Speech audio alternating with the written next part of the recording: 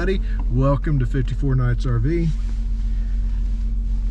It's 10:25 on a Friday morning, and we're doing something that we don't remember how to do. Yeah, well, and most weekenders don't do.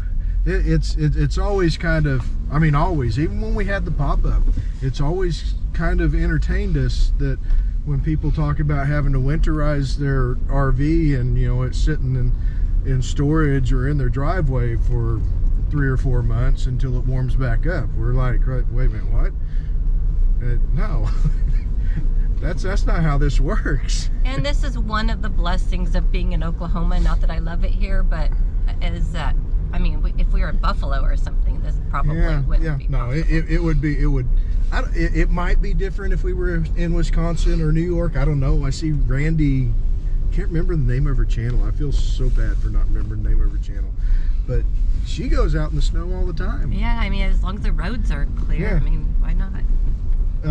And she's up north, but still, I mean, I kind of understand it, because when you winterize up north, you get real nervous. Did you do it right? Yeah, winterize down here in Oklahoma, you don't have to be real nervous. You have to probably only have 2 or 3 days of real freezing. Yeah. So, but yeah, this is our first time out since December 5th. Which is why my comment about not sure if we remember how to do this. Today is January 21st, I believe. If I'm wrong, I'm wrong. Too bad. Yeah, it's. You'll never know. You don't know when we're. It was a busy December. That's why we didn't go out in December. Now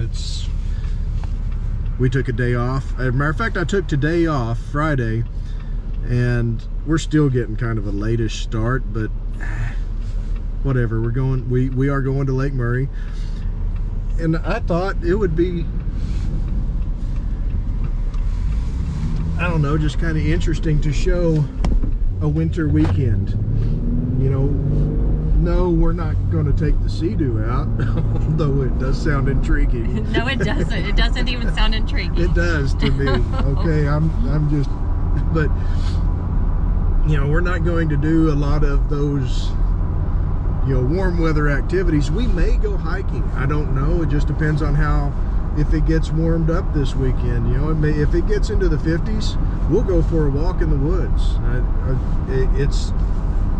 It's you know, this time of year you don't get outside that often, unless you're, you know, lucky enough or unlucky enough, depending on your perspective, to live down in Florida or, you know, along the Gulf Coast. You just don't get outside this time of year, and you have to take advantage of every opportunity you get to get outside. Well, and if we're at home, I mean, we're not going to go for a walk in, you know, 50-degree weather in the winter and walk around the block. So I mean, that's one of the pluses of camping. And that's the other piece of it. Kind of forces you out. Yeah, that's the other piece of it. I mean, we've said it before, and we'll probably say it again and again and again. If we're at home, on the weekend, we've got stuff to do. We're doing something. We'll sit down for an hour or so, maybe, but for the most part, we're not goofing off. We've got things to do. We've got water faucets to replace, you know, pieces of the house to repair, work on the RV, work on the cars, whatever. We have stuff to do. It's the stuff we put back because of all the times we've been camping. Yeah. We go to the lake because really it's the only time we have an opportunity to really, truly just relax. Not feel like we have to do anything. As a matter of fact, I went and bought a jetpack, a hotspot, whatever it was, from Verizon this week, so that if the weather is just too dismal, too cold for us to get outside, we can, what's the term? Netflix and chill. Well, and some of you snooty campers, sorry, but would say that we're not real campers if we sit inside and watch TV, but we do that sometimes. Yeah, occasionally we do that. You know, we're still weekend warriors, and we will be for at least another 370 days. But you know, for those folks that are chasing 72, which by the way is awesome, to live in an RV and just chase 72. I mean, I say it's awesome, not like we've lived it. We may live it and find out that, oh wow, this is not so good. Though I think we're informed enough to where we can make it where it's awesome. I mean, come on, we camped in a tent in West Virginia for a week, and it rained all but one day, and we had an awesome time. Yes, so I think we can figure this out.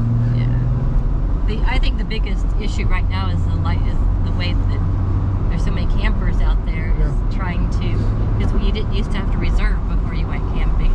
Yeah, I'm sure it's even more difficult for full-timers out there. You know, weigh in. If you're full-time, weigh in. Let us hear about it in the comments.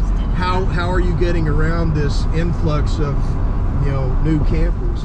Yeah, are you able to get you a spot? Like if you just go on a whim and stop somewhere? Yeah, I'm very curious about that. Yeah, because like this weekend at Lake Murray, I was able to get a spot, which is not that surprising. What is surprising is there were a lot of spots taken at Lake Murray. Yeah. Our favorite spot on the shore of the lake was taken. Now, whether it gets occupied or not is a different matter, but it was reserved. So last part of January, that's crazy. Yeah, it's a lot busier than what it used to be. So, but you know, back to the chasing 72 thing. Honestly, I would like that. I mean, I am a warm, hot weather type individual. Oh, 72 degrees. Okay, gotcha. I didn't know what you're talking about. Okay, go ahead. She's not quite. No. But I think it would be fun to throw a wrench in that chasing 72 and go somewhere like Colorado when there's, you know, 3 to 20 foot of snow on the ground, whatever. We've kind of done that. We have camped in the snow in Colorado and got stuck in our campsite. It's just a different experience, and it's a whole new menu of activities. You know, you wake up in the morning and you look at the menu and, okay, what are we going to have per day? You know, hiking. I like that. The menu for the day. Yeah, the menu for the day. Well, if there's snow on the ground, the menu's totally different. They have to give you the special menu, and it's awesome. I just think it would be awesome. Yeah, not for, you know, 2 months straight, but it would be awesome to hang out for a week or two just in the deep snow. You know, just so, you know, the chasing 72 thing. Yeah, but let's throw in a little twist. And this camping in the off season. It's still called an off season. Even in Oklahoma, it's an off season. Even down in Texas, it's an off season. And in Texas, it's even warmer down there. But I love off season camping. Yeah.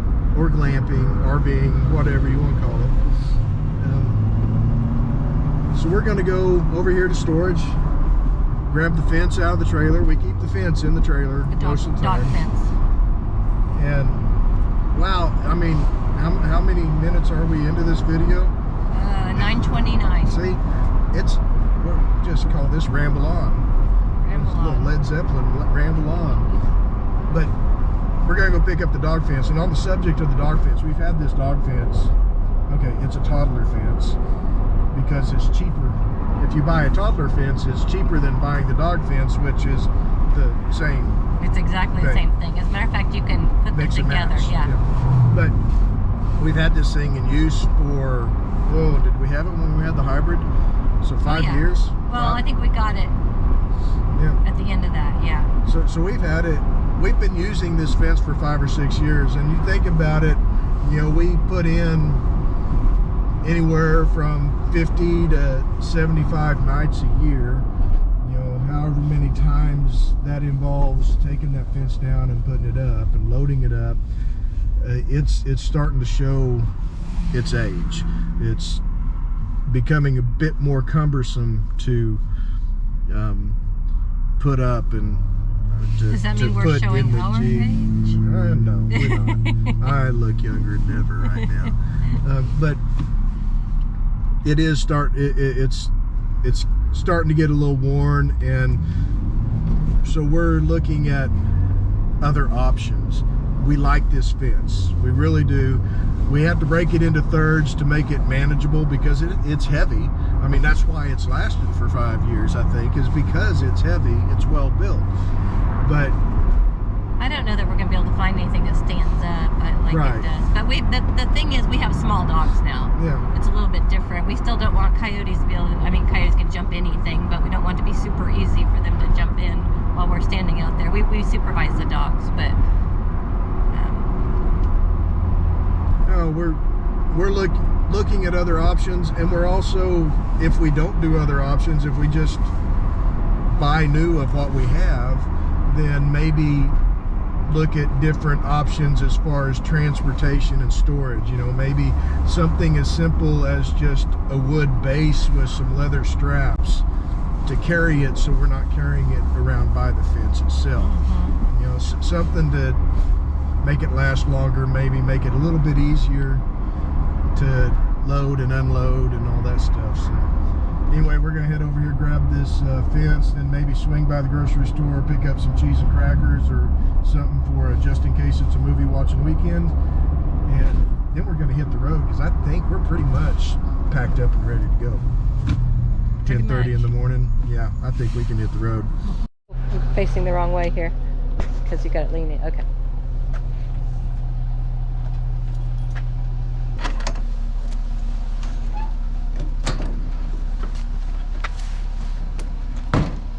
You know, we keep it leaning out like this to remind ourselves that we need to strap it down if we're taking the trailer. Because we don't always want to strap it down, because sometimes, most of the time, we just do what we're doing right now. So we come over here a second. One of the joys of owning a soft top Jeep is when it's 25 degrees outside, you don't know if you're going to be able to get the tailgate open or the back window open. But he knew all this before he bought it. Yeah, I did. And he loves it. I would do it again. Matter of fact, I'd like to do it again right now, just to not have 2 in the driveway. Where would we put my car? Everybody needs 2 Jeeps. Everybody Where needs would we 2 put Jeeps. my car? Who cares about your car? We'd have 2 Jeeps. Wow, I'm going to the lake by myself this weekend. You don't know how to drive the motorhome? Okay, I know how, I just don't want to. Got a big freaking windshield.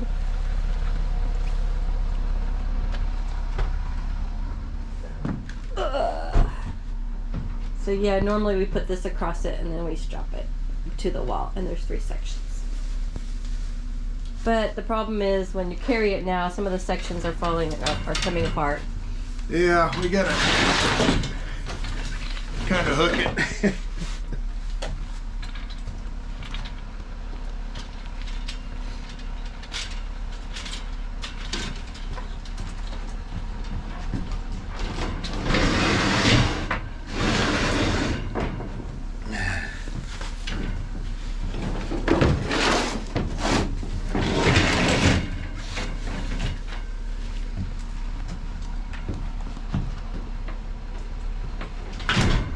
This is already apart.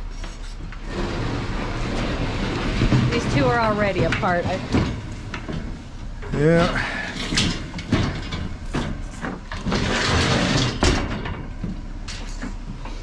I don't know, I think if we don't find something soon.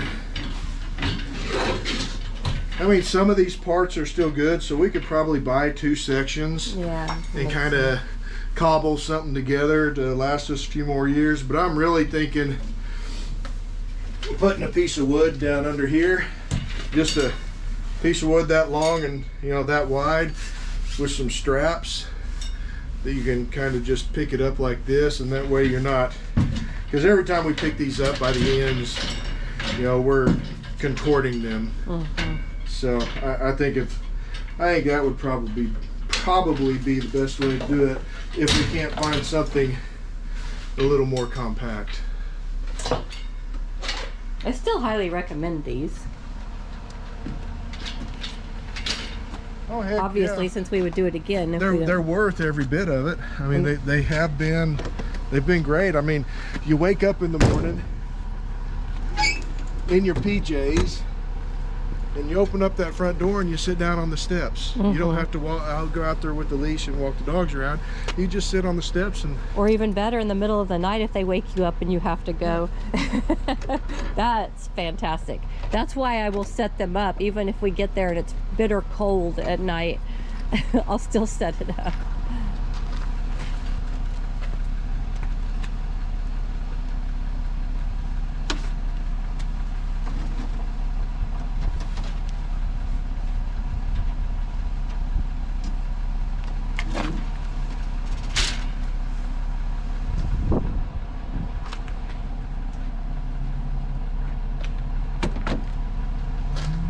Normally I help him with this, but I'm holding the camera. She never, ever helps me with this. That's what's so annoying about this. She never helps. It's her idea, and she doesn't even help me. Right.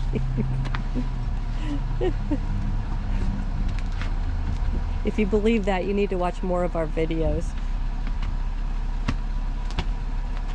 Because then you'll understand just how mean she is. And that's what I have to go through every time we decide to go camping. Would you just close that? On top of all that, she doesn't even know how to open a door. Here you go, sweetheart. Just for you. So I am kind of a princess, but that's not my fault. It's because he is a very sweet man and opens the door for me all the time, even after like 100 years of marriage. I just called you sweet. You take that back. I'm editing that out. That's not going on the internet.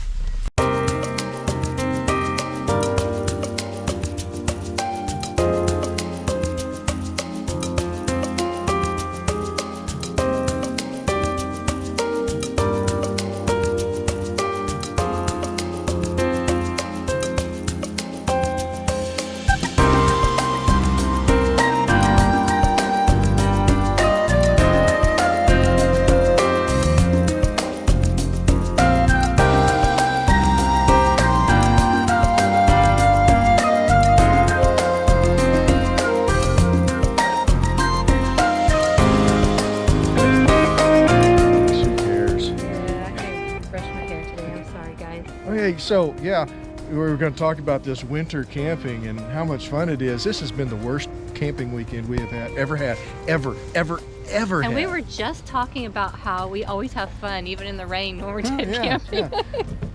We back into the site Friday evening, and I get back in, I turn on the leveling jacks, and it goes through its little boot up cycle, and then I reach over and hit auto, and that's it. We're done. The power, just the motor shut down, the lights on the dash went off, no power to the chassis. My feeble mechanical mind. It's not feeble, it's pretty adequate. Okay, something shorted in the leveling jacks. And that short tripped something on the ignition, you know, breaker, fuse, whatever, for the ignition, relay, something. It's got to be that simple, except I cannot find the relay or the fuse or the breaker, because what is happening, you turn on the ignition, nothing is happening. You can't even pull it out of park. You push the brake and it's not even triggering that switch so that you can pull it out of park.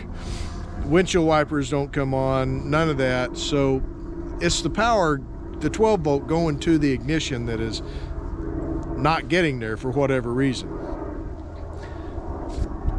I can't find, obviously, I mean, we're still here. Oh, and just in case you're curious,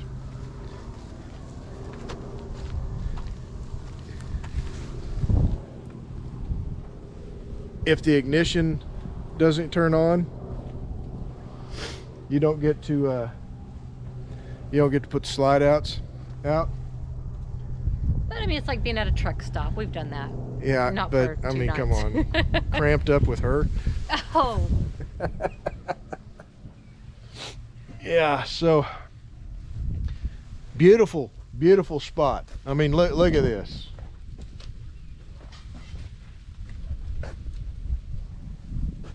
And we haven't been able to enjoy it because, of course, I'm all stressed out because we can't get the motorhome started. We're not going anywhere. And we have work. Yeah, we actually have to pay for this thing, so we kind of have. Okay, so yesterday, Saturday, I make a few phone calls to mobile techs, mobile RV techs, and nobody returns my calls. It's a weekend. I kind of get it, but you're a mobile RV tech, and just that by nature that's a lot of weekend work. Maybe they're just wanting to take January off. I don't know. I just wish they'd call and say, hey, sorry, we've got too much to do this today or something. Yeah, as a matter of fact, one of the mechanics that the camp host called said, oh, I can probably make it out tomorrow. I don't know if I can make it out today. I got a lot going on. I get that. But at least he was upfront about that. But he didn't know enough about the chassis. He knows a lot about motorhomes, but not really about the chassis. So. And how awesome that he's just straight about that. Yeah. I mean, I love that. Yep. So. The camp host, by the way, oh my gosh, he was freaking awesome. He was so nice. Yep. So helpful. I ran him down just to ask him if he knew of a mobile mechanic, a good mobile mechanic, and he just did. I mean, thought about it, called somebody. I mean, he said, don't worry if we're stuck here, we'll figure it out. I'm just super nice nice guy. Yep. So, being that I couldn't get a hold of anybody, we got online. I got online and I reserved this site until Friday. And look, they get to leave. Yeah, somebody gets to leave. But we reserved it till Friday. So I'll go to work tomorrow and I'll make some phone calls, and hopefully one of those places that didn't answer my call will answer tomorrow. Because there's nobody else. Yeah, as much as I would like to be like, well, you didn't answer my call, I'm not going to use you. Well, yeah, they're the only ones. It's the only game in town. So, and from what the camp host just told us, they're not cheap. I didn't expect it to be. So. Some people get to leave today. Yeah, camp host, if you're wondering if you're ever stuck in this, he said, and I don't know how much it'll be, but he said something about $100 to come out and then $100 an hour. Yeah, we will find out. Hopefully we get it straightened out tomorrow, and I'll have to come back down here Tuesday or something to get this thing going and take it home, but we'll see. I would say to be continued, but hold on, one more thing. As if losing power to the coach wasn't enough, we had another baggage door latch break on us. I have a spare part. Oh, you do? Yeah. Oh, good. I have a spare in the toolbox, so I have to order a couple of more when we get back to the house to replenish the stock, because we still have a few more bay doors that the latches can break on. So hopefully while the tech is repairing the motorhome, I'll be repairing this bay door. Now, isn't there a possibility you can find out what's going on and you can come back and fix it? There is a possibility. Okay. I do know a couple of guys at work, so we will see. Anyway, to be continued. Okay, real Tell quick. me to hold this, so I don't know. Yeah, just put it down a second. We're not ready for that yet. Okay, a lot of you are going to have the desire to put down in the comments, you're an idiot. And, do it. Wait, as long as you're talking about him. You know, that's okay. I understand. I mean, I'm the dumbest kid in the family, which is not a big deal because my sister is an extremely smart individual. So it's great. I mean, I'm okay with that. Call me dumb. All right. The problem with the RV was something simple, which, you know, I'm pretty sure I predicted anyway, but not quite this simple. You see this little multimeter right here. Yeah, that's a must-have tool in the RV. Wait. It's upside down. See. Okay. What are you going to say, that you're not the dumbest person in the camp? Is that what you almost said? Here we go. If I had I typically have a multimeter in the RV, but I had taken it out to do some testing in the house and didn't put it back in the RV. I bet they know where you're going with this. Yeah. Okay, so during the process of trying to figure out why the motorhome wouldn't start, why we weren't getting any power, the battery voltage up here was showing that I had voltage. When I'd hook up the battery charger to the battery, it showed you had voltage. it was telling me it was charging up, or it was fully charged. So that led me astray. Led him to hire a professional to come tell him, oh, your battery's dead. It actually, in my defense, it took him 15 minutes or so to get over there, and he put his multimeter to the battery, and he's like, this is not making any sense, because he was looking at my battery charger that I left hooked up while we were away.